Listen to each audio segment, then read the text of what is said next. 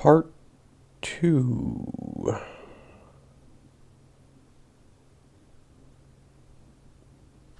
Um, um,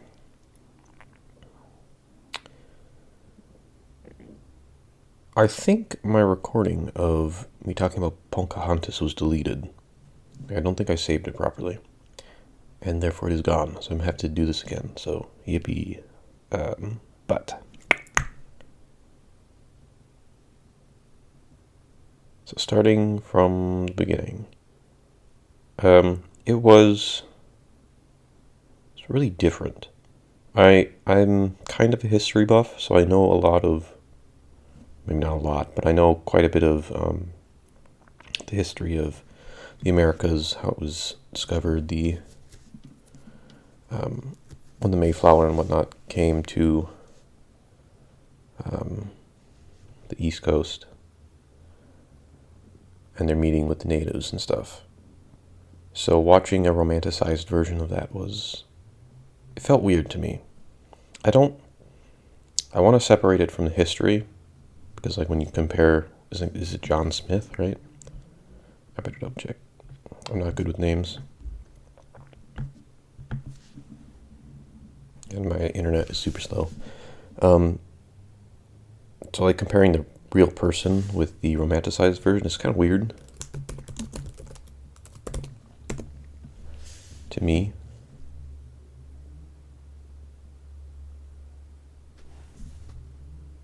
Yeah, yep, I was right. Let me go. But I don't want to conflate the two. I did notice that when I was reviewing the actors and actresses and the voice actors and stuff, I saw that they had a lot of Native Americans voice the Native Americans in the film. I liked that. I saw that. I was really surprised, and I was really appreciative that they reached out to people. I think the chief was a chief, like in real life, which is really cool.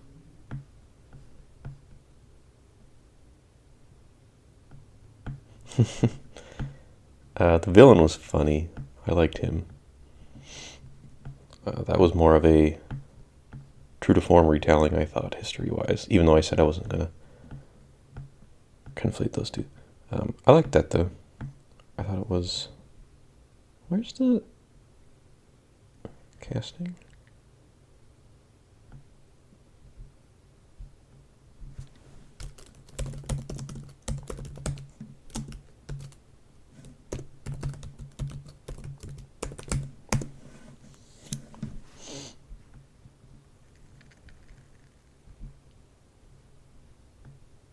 Oh, Mel Gibson was Captain John Smith. Interesting. I forgot about that.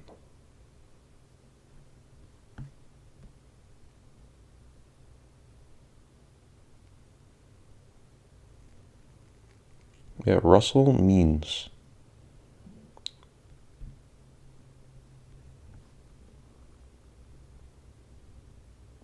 He was an American Indian activist.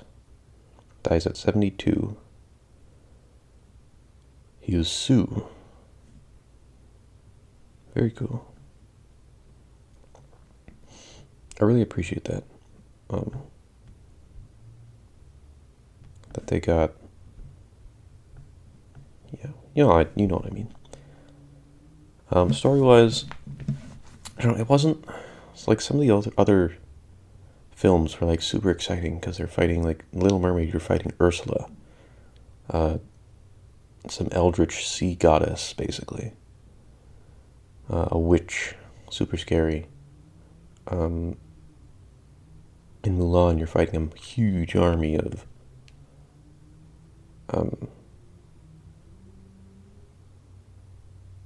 God, when I start talking like this, I just start seeing the scenes in my head, and I have trouble formulating my sentences. But I swear I'll get to the end of this. You fight I think they're Mongolians, right? Like their massive army, and there's like bigger stakes, which when it comes to the Pocahontas film, I really do appreciate that the stakes are much smaller, much closer to home, closer to heart, because you're not fighting like Avengers. it's difficult to, especially with their newer stuff, it's difficult to empathize and relate with them, because every time they're trying to save the whole bloody world, I can't relate to that. Like right now, Hawaii is on fire, and my heart goes out to them, but it's difficult to relate to that, you know, because that's way over there, and I'm over in Minnesota where it's starting to get colder, and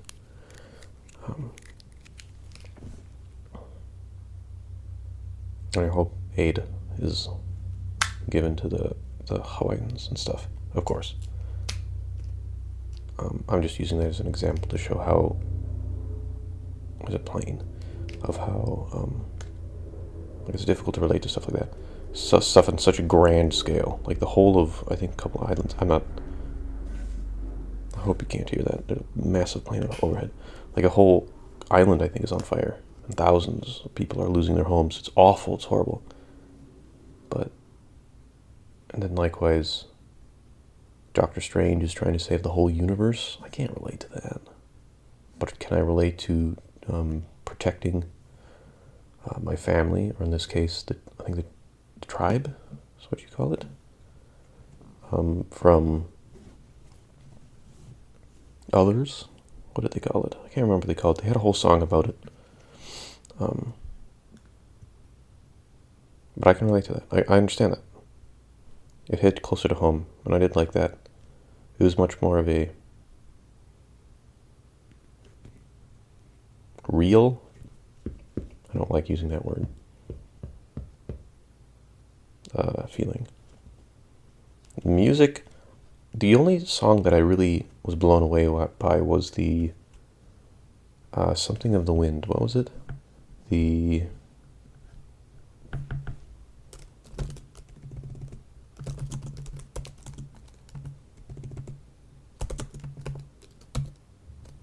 Colors of the Wind. That was a really good piece.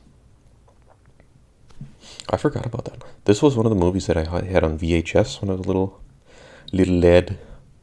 This was one I would watch, not often, but I've definitely seen it more than other ones. But that was when I was like 2. So even if I watched it like 10 times, I was 2. I can't hardly remember anything when I was 2. I remember stealing a fire truck from my sister.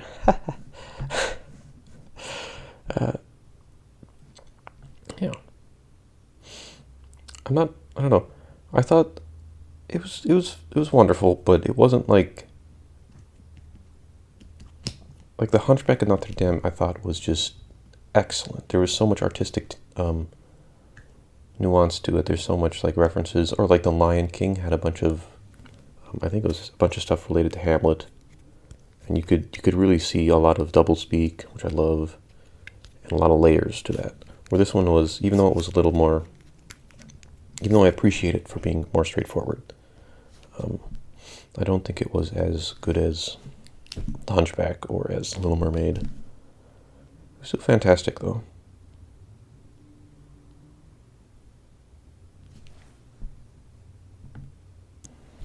Really quick, I just listened to that song again, and made me remember about how a lot of the film was based off of in and out groups, about like and different, and how people or humans tend to congregate towards like beings, and they alienate other people. And a lot of the message was that just having a bit of understanding, a bit of empathy to care for, in this case, another group of people who you might not know, might lead to blossoming, in this case, romance, because again, it's a romanticized version of events.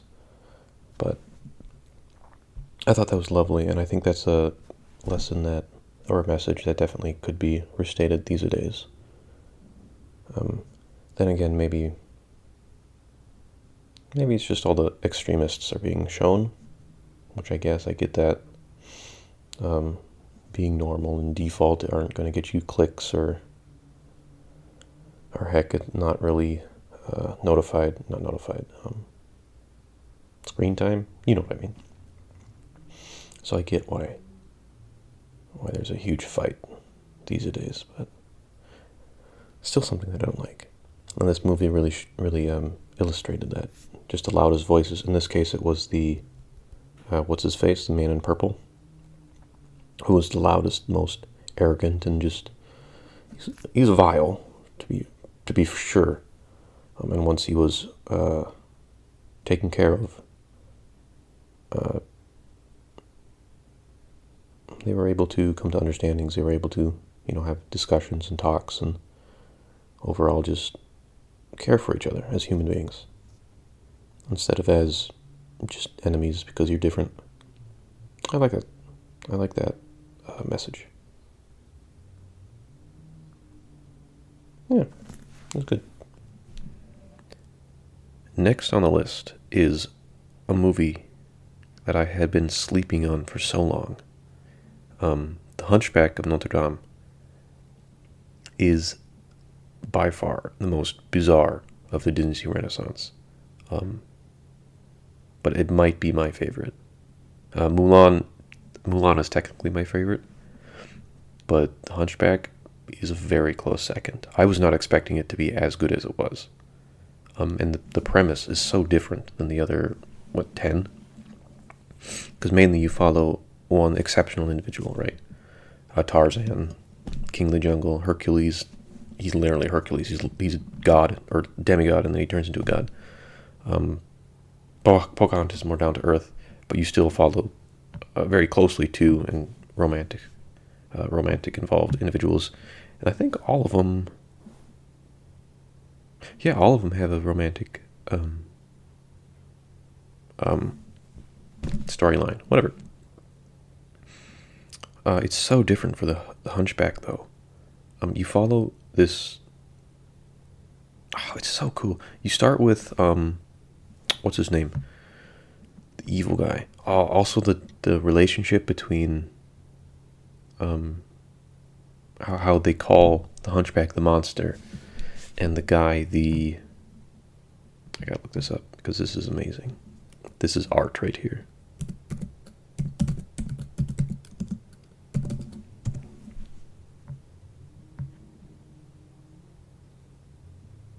Phoebus? Is that his name? No.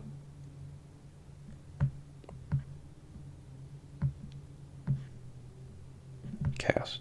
No, I don't know their names though.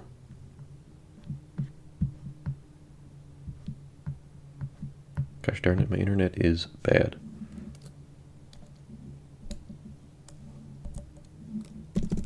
Oh no, one of the first things that came up was Hunchback live action. Oh, I hope not. No, it's already so good. It doesn't need a remake.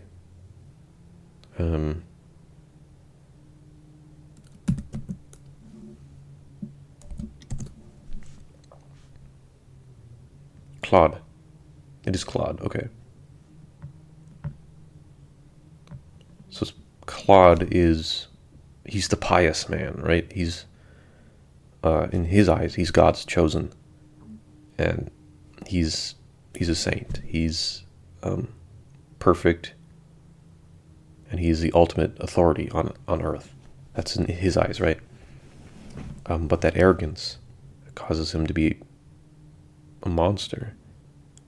And the relationship between what... Oh my gosh. I'm gesturing with my hands right now. You can't see that. But the relationship between how he sees the world is very, very surface level. He sees the only thing he sees of Quasimodo is his deformities. And the fact that he perceives Quasimodo to be God's punishment on him, right? Because he killed his mother, Quasi's mother. Oh, it's so cool because he calls Quasimodo a monster throughout the whole film. But as a viewer who's apart from everything that's going on, we can see that, well, obviously the monster is Claude himself. Of course, that's what everybody gets from it. I just wanted to point out that is so... The fact that so many people get that from it, and that it's so well written and well animated and well shown, it's just beautiful that the writers, animators, and everybody working on it was able to express that message so crystal clear.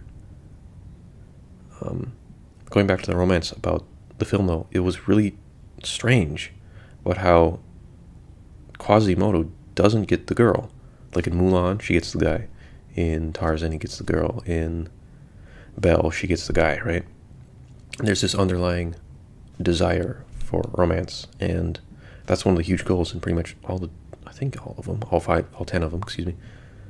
But in this one, Quasimodo you can see that he desires Esmeralda, right? He wants to have a relationship with her. But it's so sad because he doesn't get to have that relationship. That really surprised me. And it's difficult to say, like, I don't know what the message that they were trying to get that. It's so nebulous and uncertain. And I think they did that very, very much on purpose. Because clearly he didn't deserve to not get her or, have a relationship with her. I'm saying Esmeralda as if she's an object. That's not what I'm trying to get across. I'm getting across storylines. I just want to make that clear. So like he didn't. It's definitely that he doesn't like. Oh, it's tough. Because you can see a relationship blossom between Esmeralda and Phoebus? Is that the guy? Is it Hugo? I don't know his name. I'm terrible. The captain of the guard, right? You can see a romance blossom between those two. And it's so sad for Quasimodo. Because he's just completely looked over. But then he also has the strength and the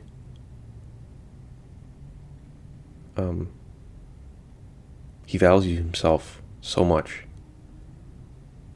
that he's able just to accept it and recognize that even though he doesn't, find romance here, that he's more than that he can just keep doing what he's doing. And even then, maybe, I don't know his mind, and it's not very clear, and I think that was very intentional. Maybe he's determined that he doesn't want that. I don't know. It's very unclear. Maybe he truly does enjoy being the bellkeeper. And he does. We can see that in the beginning. He really, really loves it. He loves speaking with his gargoyle friends. He loves taking care of the birds. He loves taking care of the bells. He has names for all of them. It's so cute. And the only times that he's sad is when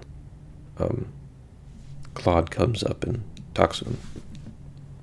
Well, and he loves carving, of course.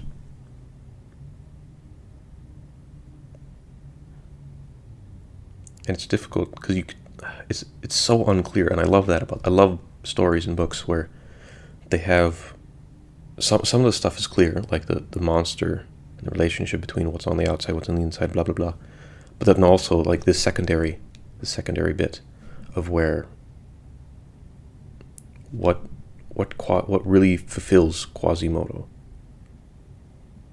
For a lot of people, it's just human nature that usually people desire a partner or something, right? And it's something that everybody can really relate to. But then there's that disconnect comes where he gives Esmeralda's hand to the captain of the guard, and it's just like, oh man, I respect Quasimodo so much for that, because he doesn't push, he doesn't cry and complain or whine, he doesn't bemoan his place in life, he doesn't he accepts it in stride. And it's so sad to say that. The amount of respect I have for him and how they the writers and whatnot illustrated that. Oh my gosh. He's a wonderful role model, I think. Absolutely love Quasimodo. And we don't know. The story ends there, right? I don't know. I assume it's taken from some I assume it's not original. A lot of Disney stuff isn't original. Cinderella, Beauty and the Beast, heck, even Pocahontas, Mulan. None of them are like original. They're all taken from various fables and stories. So I assume the Hunchback's not original as well. And I don't know if the original would have more to it. Like maybe he lives happily ever after in the church. I don't know. But it really makes you scratch your head and wonder what he does after that. It's such a sad story. Bittersweet, I think, is a good way to describe it. Oh, it's wonderful. And the main villain, too, is given a very human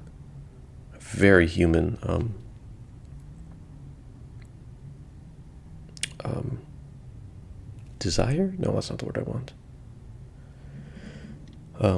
Goal? I don't know. Or like something like in Infinity War, Thanos wants to wipe out half the population, so hunger and stuff isn't a problem. Like, okay, yeah, I understand it, but to be honest, that's really dumb. That's stupid. That's dumb. Like, you are dumb, Thanos. But Claude, he's trapped between his faith and his dedication to his God, and demands that the religion that the Pope, that his God has put onto him, his lack of, in this case, he's very lustful, okay, to Esmeralda, and he hates her. He hates that. During the time she's a gypsy, right? And the peoples hate gypsies. They hate the traveling caravans and whatnot. And it's to see him fight with that within himself. And then there's the human nature of wanting. In his case, I think it's more of a physical desire, more of a lustful desire, than a emotional one. I guess lust is emotion. So I guess that's not what I meant. What I mean is more like a partner, maybe? I don't know. I think you're getting what I think you're picking up what I'm putting down. But it's so well illustrated. And his song, when he sings in front of the fireplace, oh my gosh, that might be my favorite villain song ever. For one reason, is because he's not running around dancing and doing goofy stuff, which I know it's animation, and there's definitely a bit of that I love, right? When they do goofy stuff. But he's very serious, because you can see that it's eating him up, it's tearing him apart. And he hates it. He hates himself for what he perceives to be weakness. We can't help but pity him. We don't like him. We don't agree with him, but we pity him. We pity this man who's tearing himself apart.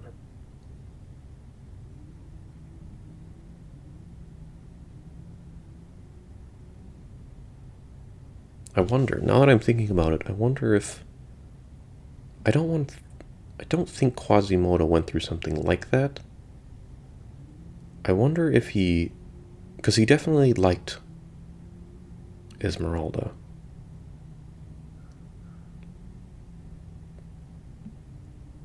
But it's almost, I might be like reading too far into it.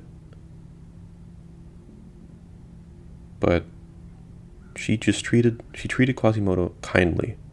And that was the first time he'd been treated kindly. So he took that to heart. But I wonder if he, like when she was injured and he was taking care of her, I wonder if he recognized that she was being just a kind human to her. My gosh, she's just showing humanity to him. The first thing that he ever seen. And he recognized that not as love, but as respect, maybe? Where Esmeralda showed, like when she was doing the dances and stuff, she teased, what's his face? Because he's just a stick, right? Just a stick in the mud. She teased him with her scarf. And the only thing that she did that for was to be like, haha, you're such a butt, take this. But he perceived it as much more, as her like specifically taunting him and daring him to basically take her, right? Which is unhealthy, to say the least. That's putting it mildly.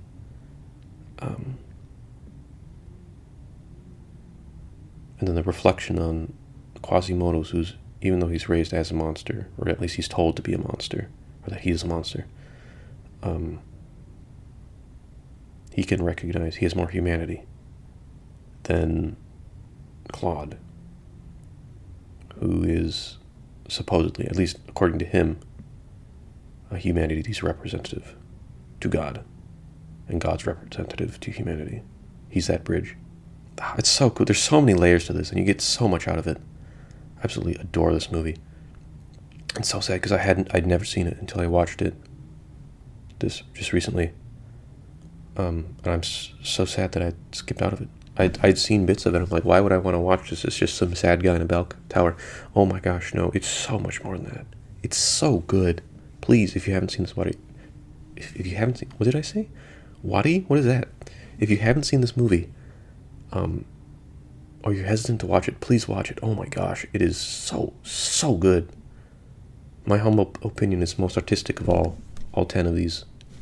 There's so much to dissect. So much humanity and emotion in this movie. Absolutely brilliant. And if Mulan wasn't a movie, it would be my favorite. But I just love Mulan.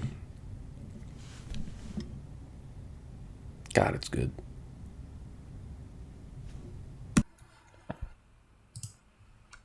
Hercules is the next on the list. Oh, look at that. Directed by the same people who did Little Mermaid and Beauty and the Beast. Very nice. I'll be honest though, I had tons of great memories. This one I used to own on VHS.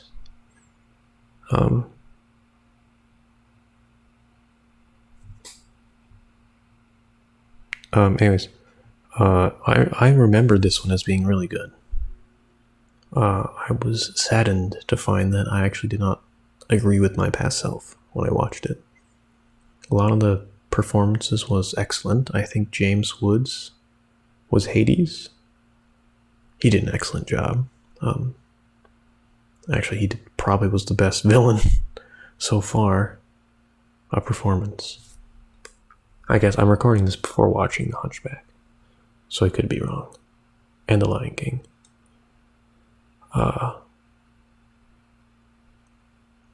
mean, his portrayal of Hades was fantastic, although not mythologically accurate. It really did cement a new trope in storytelling for the slick salesman villain, which was nice. It was wonderful. He did a wonderful job. The story though wasn't as compelling. I felt it moved really quickly. I almost felt like I couldn't catch a break because of how quickly it moved. I don't know, I'm kind of a nerd with mythology and stuff, so seeing like Hera being nice to Zeus, that kind of threw me for a loop. I still enjoyed it though. It's still a fun little movie to watch. I hate to say it, but I would say it's still good, but it's not The Little Mermaid or Aladdin good, you know. It's just alright. Danny DeVito was wonderful.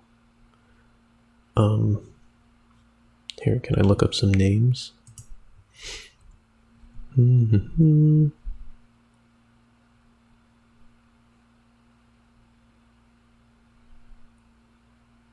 Susan Egan as Meg. She can talk fast. There's a lot of hard names in Greek mythology. She knocked them out of the park. I like that.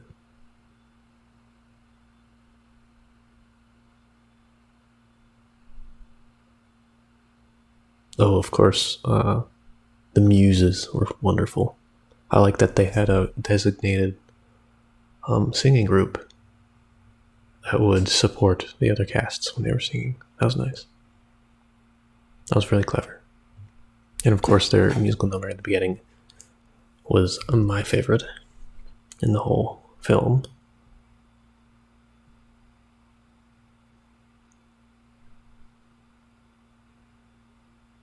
Oh, that was alright, though. Just alright.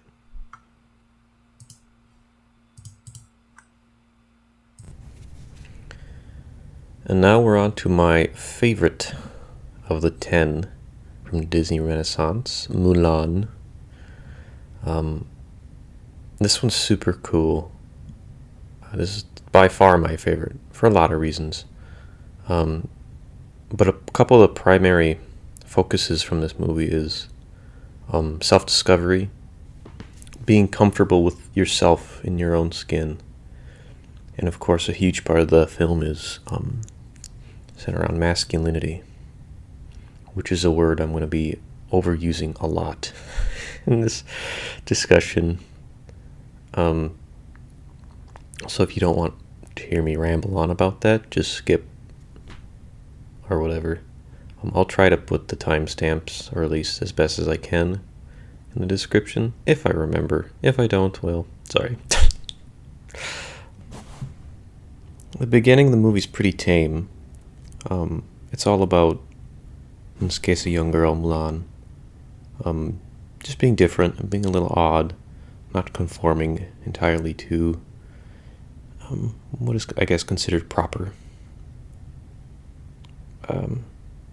It's something that a lot of people, actually I would say nearly everyone, can relate to. And it starts off with you really empathizing and caring a lot for Mulan, which is good. It starts great.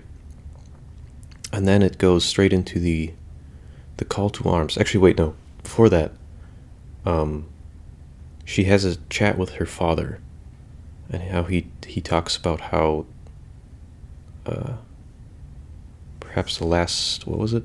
He's talking about like a cherry tree, and he says, the late blossom to bloom are often the prettiest, or something.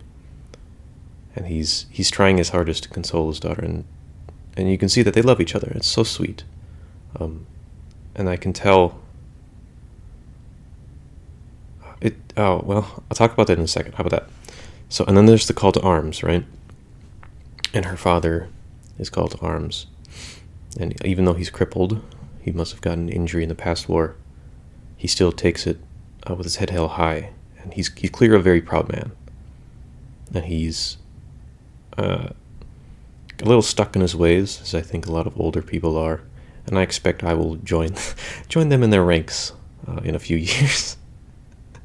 But and Mulan is obviously distressed, and over dinner, this just it's so sad, because over dinner they're talking about Mulan, has an explosive outburst, and she expresses her fury that the emperor is demanding that her father fight when he's already given him his good leg, when he's already done his duty. And she's furious about that. Her father answers in almost a robotic way of speaking and form, and he gives her the exact answers. It's like when you're filling out a question for like HR or something through your work. You're not answering questions as you would answer them. You're answering them to give the correct answers. You know what I mean? It's like, what's a good example? If you see somebody being bullied, would you A, join the bully, B, laugh behind their back, or C, tell them to stop? It's like obviously C. And even then, it can be more nuanced than that, right? It just feels like the father is answering the question, or giving her those scripted answers. And he hits her with I know my place, and it's time for you to know your place as well. And that hurts. It hurts a lot, because there's a lot of subtext that you can get out of that. Does he not value his life? Does he see himself as a lesser individual? Or perhaps he's more realistic, and he understands that in the grand scheme of the world, even him, and they seem to be from a pretty respected family, even he is nothing but a pawn in the grand scheme of things. It's really sad to think about.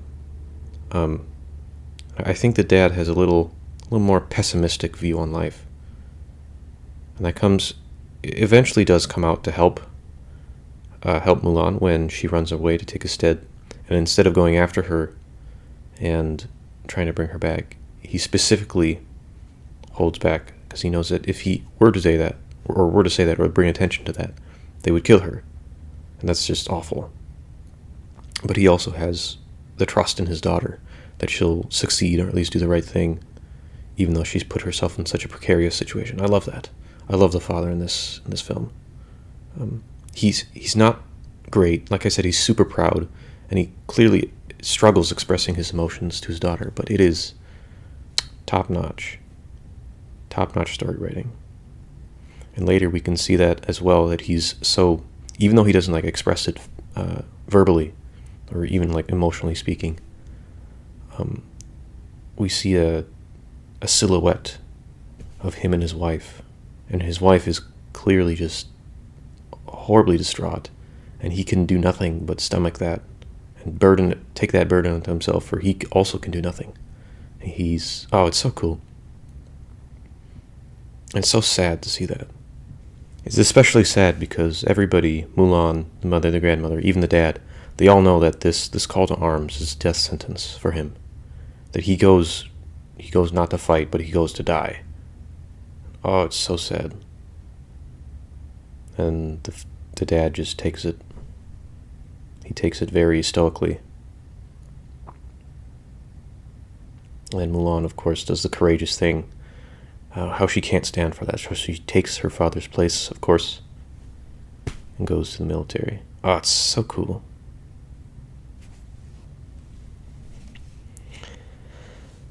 The next bit that I want to talk about was when she gets to the camp, when she first walks in, and Mushu is trying to help her fit in. I also, little tangent, I do like the I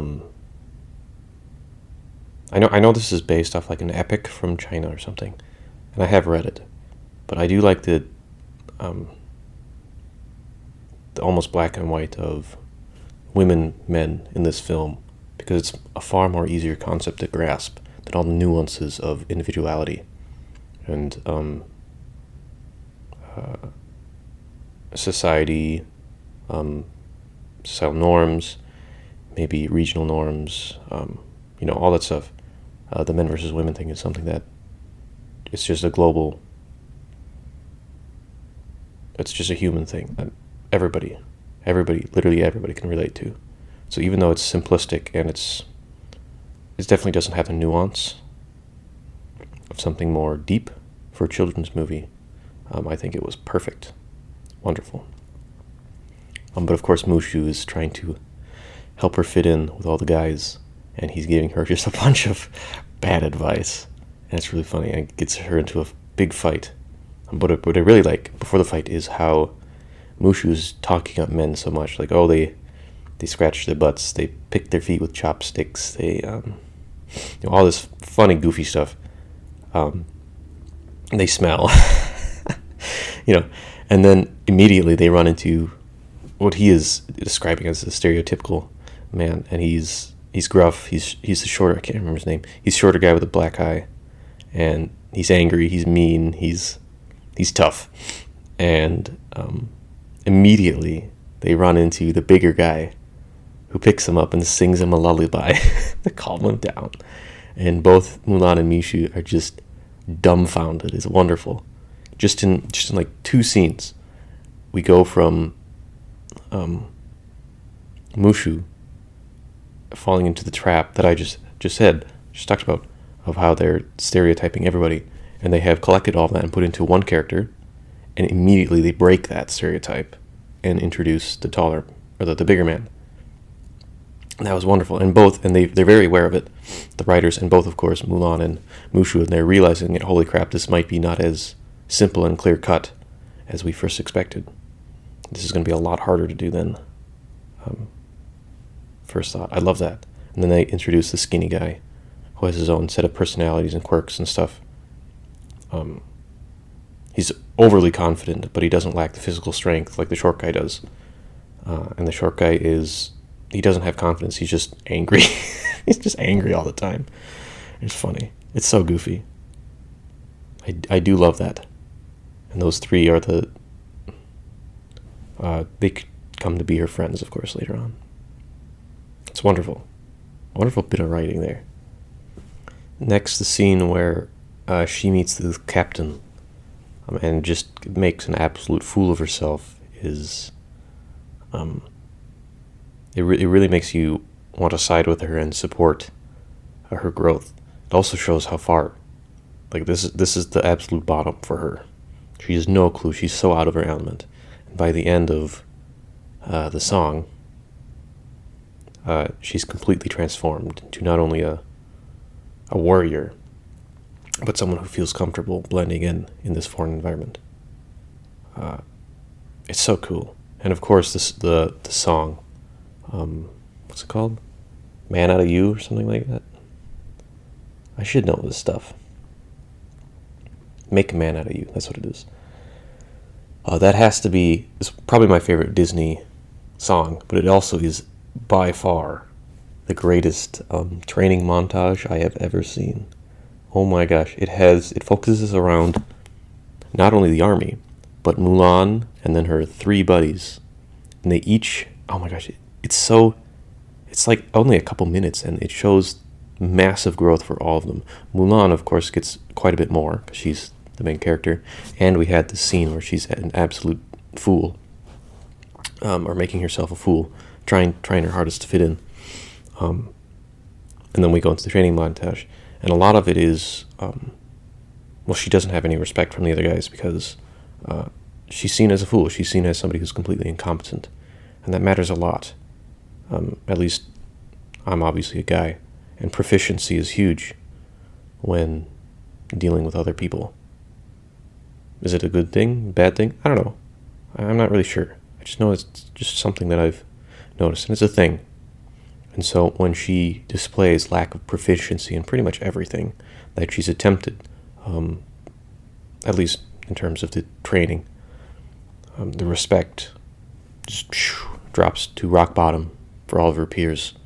And only when she shows that she can perform well, she can run the fastest with the weights. The big thing is when she climbs the pole with those heavy weights and retrieves the arrow.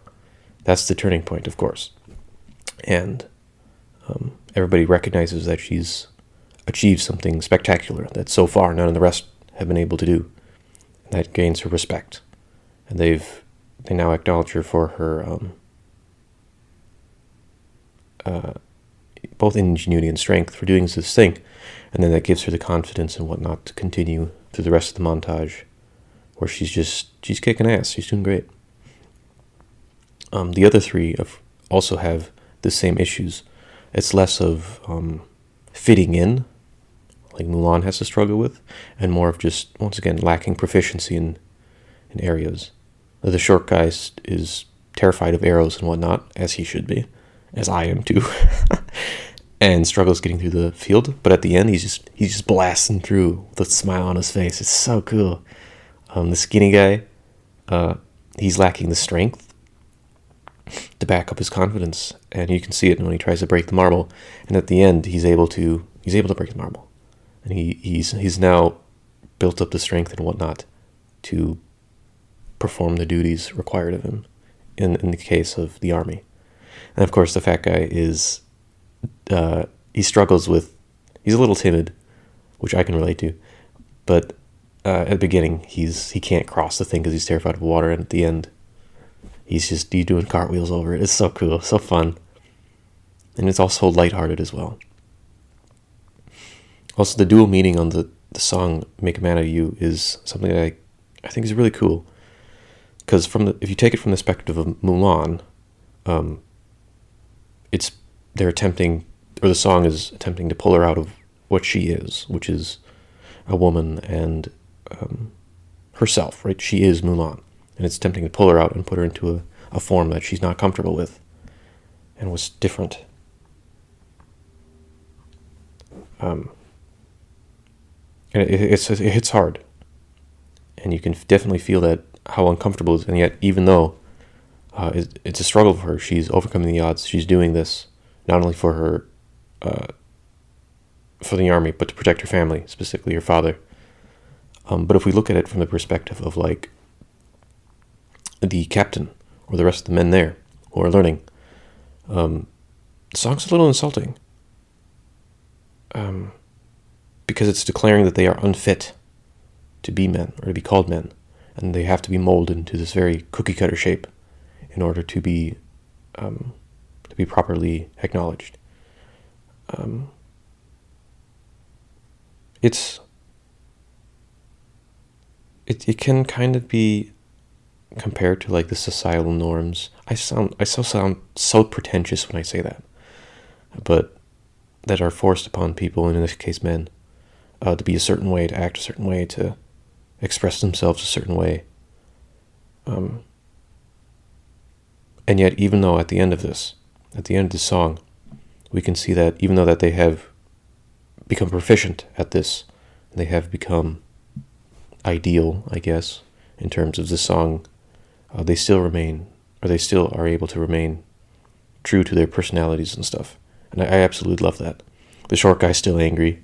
He's still just mad at everything, but he's been tempered, and he now has, but he's still him, right? You'd still be able to see that they're the same person before or after. Of course, the skinny guy is still super duper confident, and the fat guy is still timid and happy and just kind. I really like that. I like that how, even though they've gone through this hellish training to come out in what's in the song's idea of a perfect man, they still are able to hold on to that humanity that makes them unique. It's a wonderful little montage, and I've never seen anything better in terms of a training montage. It gets done in like 2 minutes. It's insane. It's so good. And of course, the Mushu and the Cricket forged the document to bring them all to the front lines, which is, although it's it's fortuitous that they did that, because obviously the general's army was defeated. And they get to my second favorite song, probably, in Disney, and that's the A Girl Worth Fighting For. Oh, I love this song as well. The song starts out with the army bemoaning and cursing their fate, basically, and how they're treated like nothing but cattle as they traverse the hills and mountains of China as they head off to battle. It's a really sad start for such a good song about how these gentlemen are considered nothing more than fodder to win a war. I hate war. Just a tangent. I've never understood that people can fight over it's just stuff. I don't know. I don't get it. Anyways, and they start just talking about how they're treated like cattle and stuff, and how just sad they are that they're off to war. And of course, the skinny guy comes up, and in an attempt to cheer everybody's mood, he talks about fighting. In this case, it's fighting for a woman, but it's also kind of like having a purpose to do what you're doing, is how I see it. Like I said earlier, how it's a lot easier for like just a children's movie, or just to get an idea of having like a black and white idea, and in this case it's the men fighting for the women. It's a lot easier to get that across than having all the nuances of the real world condensed into a 2-minute song. But having something, and again, I'm a guy, so I'm speaking from my perspective, and it's hard for me to give another perspective. But having something to do, having something to do something for someone else, there's no greater joy than that. In this case, it's protecting for them. It's protecting the people they love, the people who they hold most dear. And they're willing to go all this way. They're willing to endure that hellish training, to go halfway across China to protect those people. It's admirable. I love it. And of course, it's so funny. They talk about, in this case, they're fantasizing of having girlfriends and stuff, right? And I love that. Again, as a guy, I guess I wouldn't know what girls find, desirable in other guys or in guys, but they're in the song. They're all talking about how girls love men in armor, how they'll marvel at my strength and adore my battle scars. And I'm just thinking to myself, God, these guys have no clue, no clue what women desire in a man. And I'll be honest, neither do I. I listen to that bit every time, and it just makes me smile because I don't know. I'm right there with them. What do I do? I don't know. I love it. But that doesn't dissuade them from being joyous or positive about their current situation. I love it. It's just wonderful. And we go from such a happy song and whatchamacallit, straight into a just horrifying scene of that burned village. And I was surprised on my second watching of all the death that they show in this movie.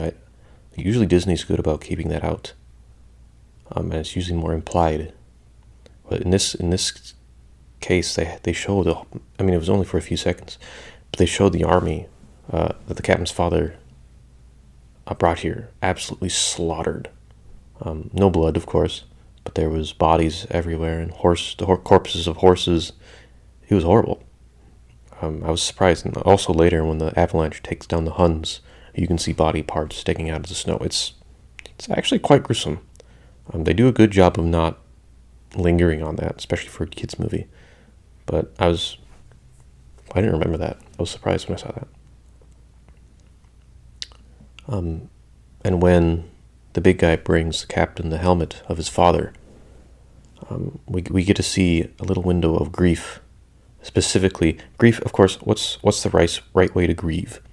There really isn't an answer to that. And it's more of person to person. But we see when the captain takes the helmet, puts it on the sword, and he kneels to grieve for his father,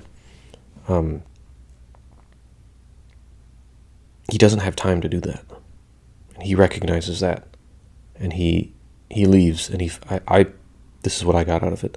I found that for him, having purpose and doing something and acting on just doing something, acting somehow, moving forwards, for him was the best way to grieve. Later on, there's another part where he does the same thing, and I love that it's consistent with his character. But he recognizes that he's in no position to show tears, to show weakness, to show even humanity.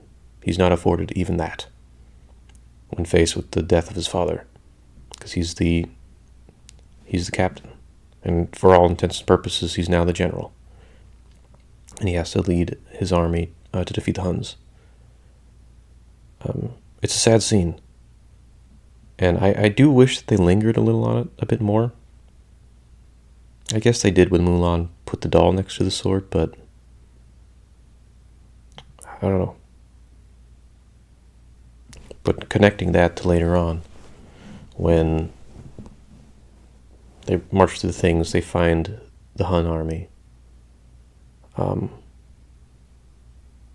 Mulan, of course, drops the avalanche on them.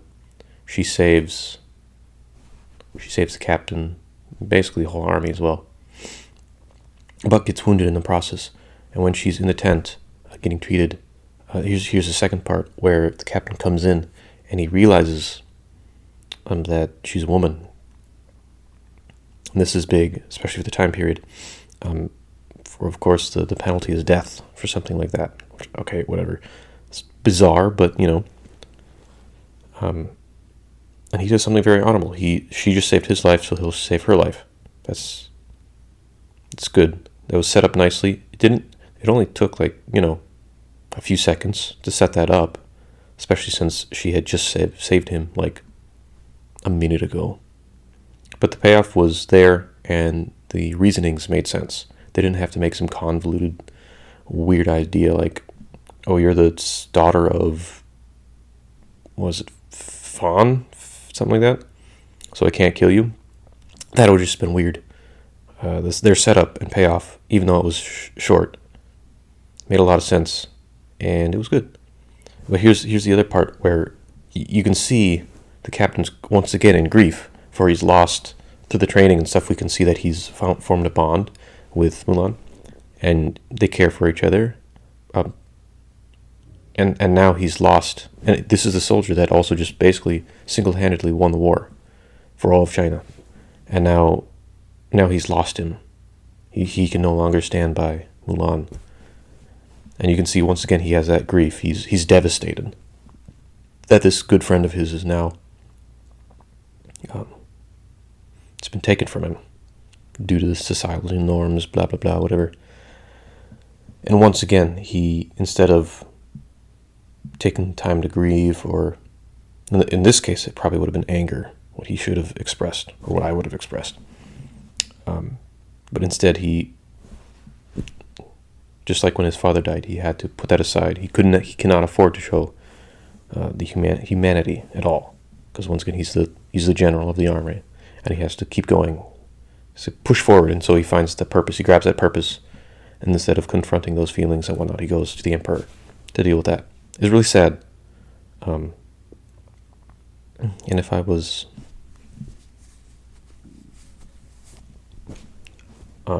if I wanted to make a point of it, I could say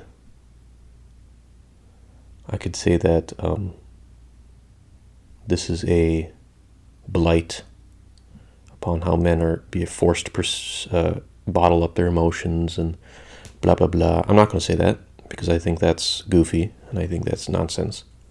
I think that in this case, the captain, either for lack of knowing how to deal with these emotions or expressing himself, or his purpose and what he felt to be his, in this case, since as the captain / general, he couldn't afford himself to show these emotions. I feel like it's very sad that that's what this character decided he had to do. And to kind of counter the first nonsense argument that I put forth, and we can see that her 3 friends are definitely sad, but they don't know what to do, and so they just follow the captain. But it's good stuff.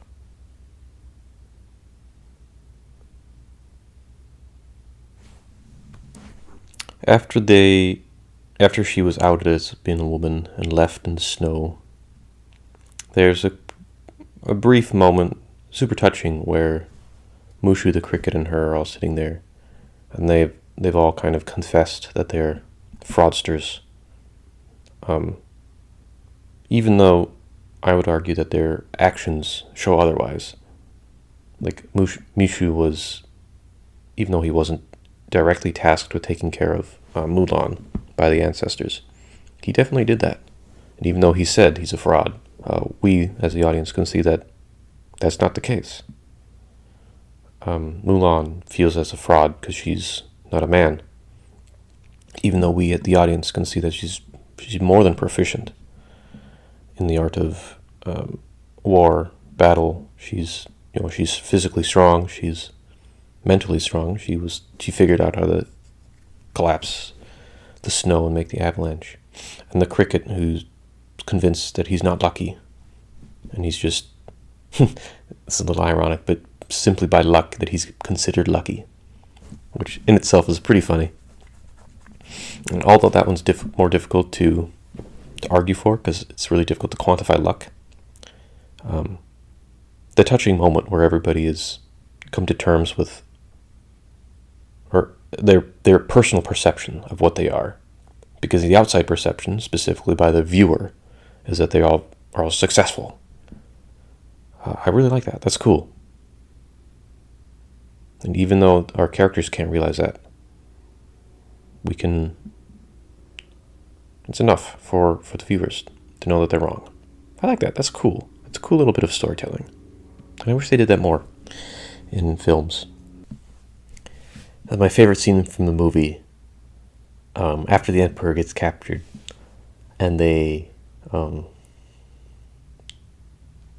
trying to break down the door with the ram, right? Oh my gosh! And Mulan comes up. She says, "Hey guys, come on! I have an idea!" And instantly, her three friends drop the statue because they trust her completely, going against what she said earlier about how she feels like a fraud, and she's unfit. The people in her life, specifically those three, disagree just by those actions alone. They immediately trust her and they immediately go to support her in this plan, even though they don't know what it is. I love that. And then, of course, this goes back to the overarching theme of men versus women, but I shouldn't say that's not men versus women. It's men not opposed. Compared to, that still sounds bad. I think you know what I'm talking about, though. Because it's not a versus, it's not a battle, it's just a thing. But and then they dress up in drag, and then they climb up to trick the guys, the Mongols. Oh my gosh. And I'm going to borrow, and of course, Be a Man is playing in the background as they're doing this. And I'm going to borrow a quote from God of War Ragnarok. God of War Ragnarok. Brock says, the nature of a thing is more important than the form of a thing. I think that hits home right here. Perfectly hits home right here. Because even though they're dressed up and they're being absolutely goofy, it's the intent and the character that they have, and the desire to serve the emperor, their country, and to do, in this case, what's ultimately right. Trumps any embarrassment or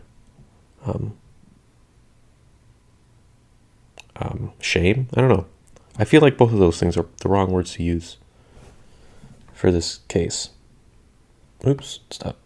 For this case. But it's so funny.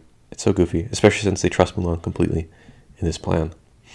I absolutely love it. And then they go save the emperor and stuff. And I almost forgot, the captain joins in, although he doesn't dress up. He's still, through the action of throwing his cape around the pillar and joining Mulan in this daring attempt to save the emperor's life. He's shown that he doesn't care anymore about, the men-woman thing, and he's now trusts her for what she's been able to do, her past actions, and her character and whatnot. It's really sweet, and it's so well illustrated. And when they go to save the emperor, I love how each of the five, excluding Mushu, have super important roles. Like Mulan, she orchestrated this whole thing, right? And the other three, they take care of the guards, and then they save the captain as their ace in the hole, right? Because he has to go back and hide. Because they know, actually, previously, when he's talking with his father, right? His father has said he's the best in class. He graduated top of the marks, all that good stuff. So they know that the captain is both physically, and he's physically stronger and faster than all of them. And so they each have their proper part to play in saving the emperor. And once Mulan and the other three execute the plan, clear out the guards, he can rush up and fight, can't remember his name, the main villain on his own. I love that. A lot of movies, this is going to be just a little rant, a lot of movies, the main hero or heroine has to do everything themselves. Boring, stinky. That's so boring. I'd rather have everybody have a part to play and not just be absolutely OP, like a lot of things are. OP standing for overpowered. Sometimes my lingo can be confusing. And then when they do fight the big bad villain, she makes a huge sacrifice in cutting the rope to allow the emperor and the three to escape. Which, similarly to her father, she's basically saying that I'm willing to give my life for this cause, which is, wow, that's cool. To put it lightly, to put it mildly, yes. And then once again, when she defeats him, she herself isn't. It's consistent with what's already been built up. Like she's been the orchestrator, right, for saving the Emperor, and once again she orchestrates the death of the main villain, but she's not the one to actually kill him. She just puts him into position. I like that, because once again, she doesn't have to do everything. She just has to, put the pieces in place, and then Mushu ultimately takes him out with his giant rocket. Very cool. And tying it all back together, once she's meets the Emperor, so of course it's so cathartic when she gets the recognition that she very much deserves, by not only from the Emperor, but from her fellow peers and then the whole of China. It's so cathartic. It just makes you so happy. And I also love how the Emperor, when talking to the captain, he describes Mulan as a flower that's bloomed in the face of a flower that's bloomed in the face of adversity, which is very similar to, and this is very intentional, I love this, it's very similar to what her father said about how sometimes the later blooming flower is the most prettiest of all. And then after that, it cuts straight to that very flower that was late bloomed. It comes off the tree and floats past the father as he sits on the bench waiting for Mulan. I love that. So very well done. Very well written. I always love when they introduce something, even as small as the flower comment in the beginning of the movie, and wrap it all around. Something like that. And of course, the father cares not. He's still not great about expressing his emotions, and I still appreciate that it's consistent. A lot of the characters are consistent throughout this film, which is top-notch. That's hard to write. It's really hard to write. He's not great at expressing his emotions still, but he's overjoyed that she's made it back alive. He doesn't really care about her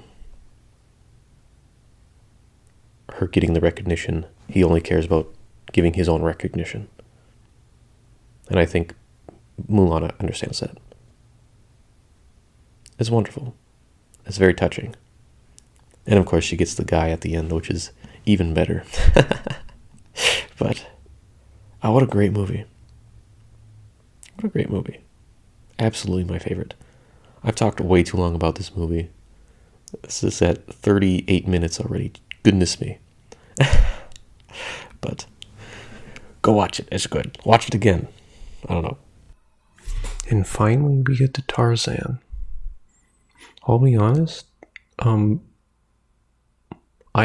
think I had only seen Tarzan once since it was released. Let's see. When was it released? 1999.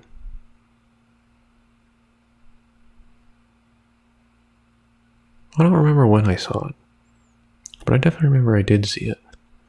My young brain was not very impressed, but on my second watching, which was, I don't know, a couple of days ago now, wow, I was blown away. I was very impressed. Especially, I didn't watch these in order, so I had watched The Little Mermaid, I think, the night before watching Aladdin.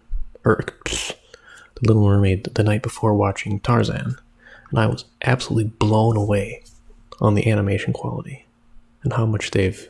I mean, to be fair, Little Mermaid was made in 89. Tarzan was made in 98, so that's 10 years. That's a long time. But still, wow, I was blown away. There's a few scenes where he would go sliding down the vines. I think he did it once by himself, once when he was being chased by a cheetah, and then once with, what's her name? Jane, near the end. I gotta read this. Apparently it's a novel as well. Edgar Rice Burroughs. Yeah, I should read that. Anyways, he did this cool thing with his legs going back and forth. That was cool. So smooth. Hats off to the animation team for that. I always thought it was a little corny having gorillas as the parents, and that he could speak gorilla, but it wasn't as prominent in the film as I remembered as a child. It was about half, not even, was it half? Kind of, it was like the first part was gorillas, and the second half was with Jane. Jane and her father and Clayton. I wonder if that's a reference to the video game. Not video game, Marvel. Clayton. He was a hunter. I think he was a good guy, though. In the Marvel universe. Anyways. Yeah. It was interesting seeing the resolution and how Tarzan decides to stay behind with his gorilla family. I don't know if I liked that ending. The whole movie was good. It was wonderful, though. It was a good explanation of family and the value that others bring to your life. I like that. Even newcomers. Both to be trusting the newcomers and to distrust newcomers. Because it really did show the far side of the positive interactions with Jane and her father, and the negative interactions with Clayton and his band of poachers. And wow, what a violent death, too, in a Disney movie to Clayton. That was violent. I was surprised about. I mean, I knew it was coming, right? I'd seen it before. I was aware of what happened, but it was still surprising. I didn't like the fact that technically Tarzan did not, kill him. Clayton's own, I guess he was just flailing, cutting down vines, and he just kind of killed himself. Because he wasn't paying attention, wasn't respecting the jungle, whatever. And the relationship between Tarzan and the quirky Jane. It was kind of nice. I don't know, I didn't really feel like Jane got enough development, though. She was kind of there, she's kind of goofy. And although they definitely both enjoyed learning, and they both enjoyed I guess Tarzan really grew as a person. I didn't really feel that spark between them until the very end, where Jane decided to stay. Because then Jane got to learn from Tarzan, It was the back and forth. Which I really like. Something that I really liked in Beauty and the Beast was their back and forth. They both had something to bring to the table, where Tarzan just kind of felt like he was taking everything from Jane. All her knowledge, using all their stuff. Really cool. And then when he tried to give back, and ended up being the downfall of his tribe. And I can't remember his name, but the silverback. What's his name? It's probably in here. Kerchak. By Lance Henriksen. I don't know who that is. Oh, Brian Blessed, isn't this?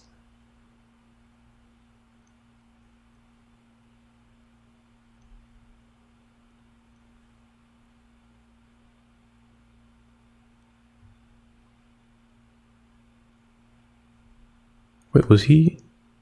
Oh, he was Clayton. Brian Bless was Clayton. I didn't know that. That's wonderful. He's a larger-than-life personality. He's a funny guy. Anyways, now I have to look up some video clips to see if I can hear him, like as Clayton, because I didn't know that was Clayton. That's cool. Oh, Minnie Driver was Jane. What?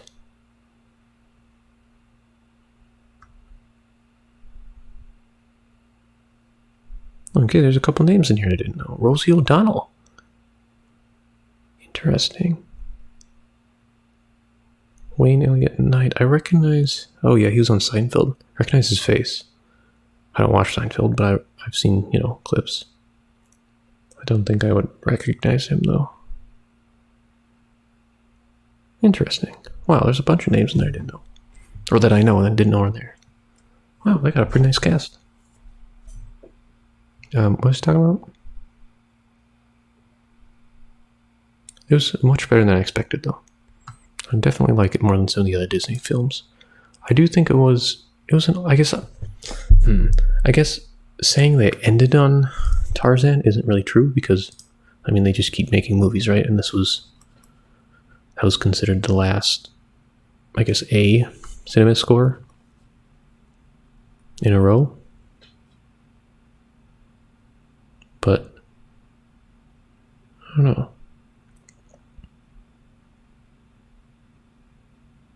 Based on the 1912 story of Tarzan and...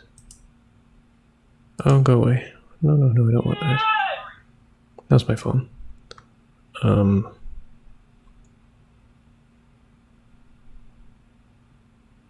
know. It was good, though. I liked it. Would recommend.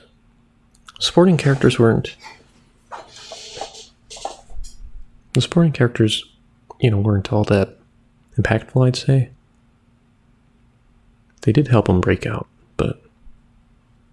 Like the Little Mermaid, Sebastian, and Seagull, and the fish. God, give them terrible names. They're all fairly active trying to help her during a film. And of course, Beauty and the Beast. They're constantly in the scene. And I suppose Aladdin didn't have very many supporting characters either. It really just was Aladdin, the Genie, the Sultan, Jafar, and Jasmine. I suppose the parrot was a supporting character. Anyways. Yeah, I'd say it was good. I know